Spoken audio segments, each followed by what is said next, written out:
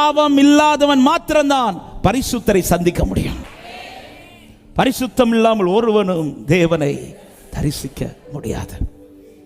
ஆமென். நான் விரும்பணும், விருப்பம் இல்லாமல் என்னால் விடுதலை ஆக முடியாது. ரெண்டாவது விசுவாசிக்கணும். ஹே சத்துருவே, நான் எத்தனை தடவை விழுந்தாலும் கர்த்தர் என்னை எழுப்பி நிறுத்த வல்லவராக இருக்கிறார். ஹல்லேலூயா. மூணாவது விட்டு விலகணும்.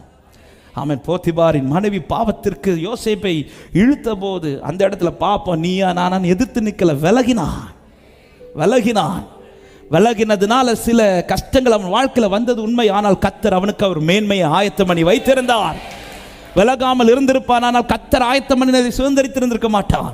விலகினதுனால கர்த்தர் ஆயத்தம் பண்ணின ராஜ வஸ்திரத்தை அவனால் சுதந்திரிக்க முடிந்தது. இன்று சிலதை விட்டு விலகினால் எனக்காய் ஆயத்தம் பண்ணப்பட்ட சிலதை என் தேவன் எனக்காய் காண பண்ணுவார். சிவந்த சமுத்திர சவால் எகிப்தியனை இனி நான் பார்க்க